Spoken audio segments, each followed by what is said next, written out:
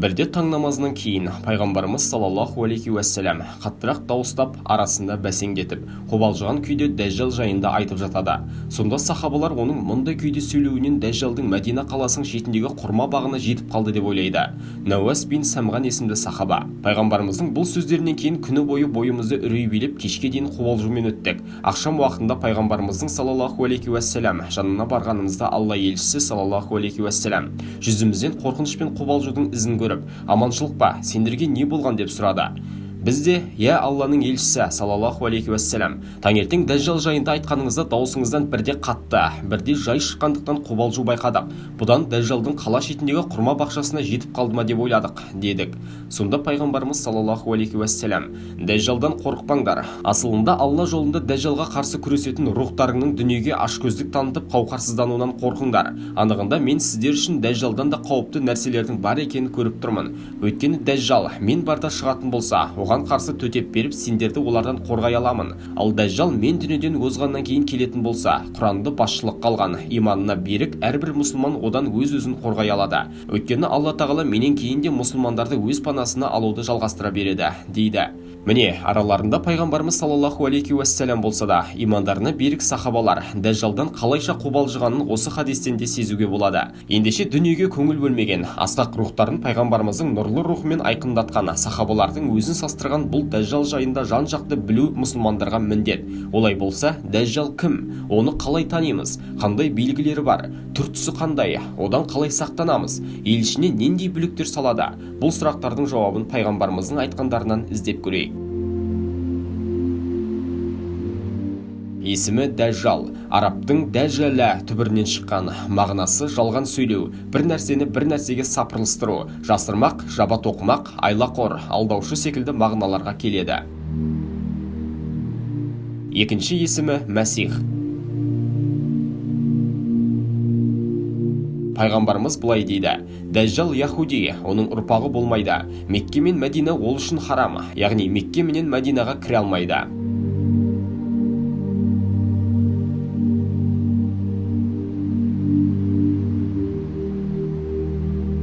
Сенімі кәпір.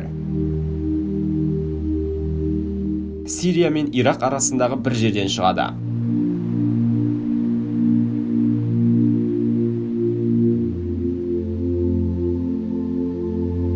Пайғамбарымыз саллаллаху алейхи уассалам былай дейді: дәжжал аяғын тең баспай, сылтып басатын ақсақ болады, шашы қою бұйра, бір көзі соқыр, жүзім тәріздес және шарасынан шығыңқа.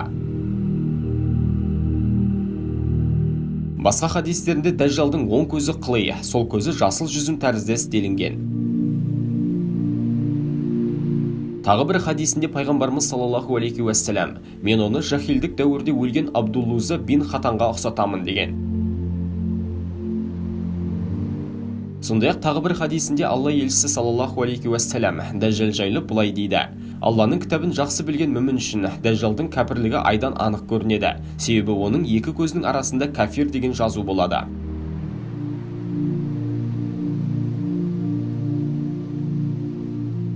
Әбу Хурайрадан жеткен хадисте пайғамбарымыз саллаллаху алейхи уассалам былай дейді: дәжжал жайында осы уақытқа дейін ешбір пайғамбар үмбетіне айтпаған бір нәрсе хақында айтайын ба? Оның бір көзі көр болады. Жанында жәннат пен жаһаннамға ұқсаған бір нәрсе болады. Алайда оның жәннат дегені Алланың жаһаннамы, ал жаһаннам дегені Алланың жәннаты.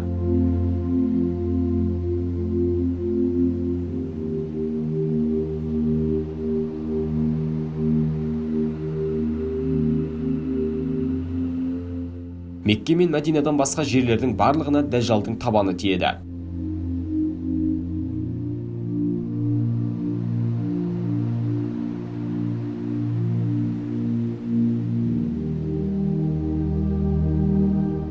Өзін Құдай деп танытып, әлемге бүлік салу, адамдарды тура жолдан тайдырып, жер жүзіне жаманшылығын жаю.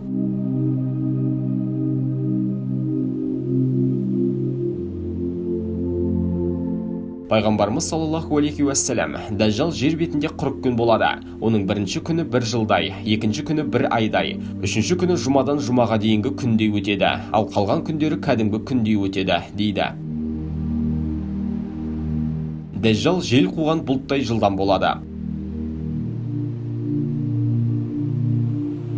Пайғамбарымыз саллаллаху алейхи уассалам дәжжалдың айлаларынан иманын қорғау үшін мұсылман Кахф сүресінің басы мен соңынан 10 аяттан оқуды кеңес береді. Сондай-ақ пайғамбарымыз саллаллаху алейхи уассалам: "Аллахым, дәжжалдың бүлігінен саған сыйынамын, сенен пана сұраймын" деп дұға қылып отырған.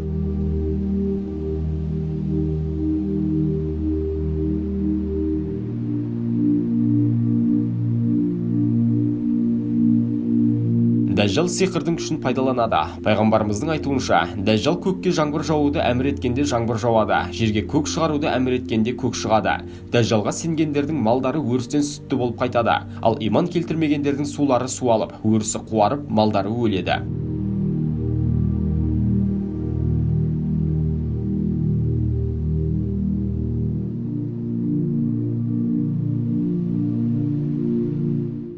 Тағы бірде қираған қалаға барады. Ол жерге барып, қазынаңды қойныңнан шығар деп әмір етеді. Қазыналар жерден қопарыла шығып, омарташының соңынан ерген аралардай дәжжалдың соңынан ере бастайды. Бұл да оның бір сиқыры болады.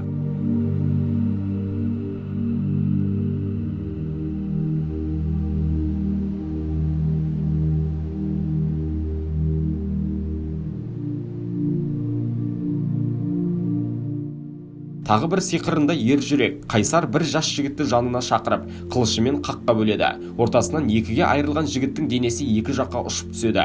Сосын жігітті өзіне шақырады. Шақырған жігіттің тіріліп екіге бөлінген денесі қайта қосылып, дәжжалдың жанына түк болмағандай күлімсіреп келеді.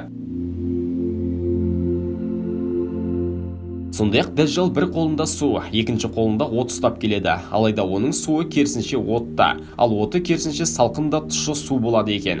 Яғни дәжжал адамдарды өзінің қатарына өту үшін оларға атақ даңқ, шен шекпен, дүние мүлік секілді алдамшы нәрселерді уәде етеді. Алайда олар ақыретте тозақтың отына күйеді. Ал дәжжалдың адамдарға көрсеткен қинау, аштық, өлім, абақты секілді азаптары адамдардың керісінше Алланың жәннатына жетелейді. Сол себепті пайғамбарымыз саллаллаху алейхи уассалам: "Егер кімде-кім дәжжалдың заманына тап келсе, оның от ұстаған жағынан табылсын. Асылында от болып көрінгені тұщы да тәтті бір су" дейді.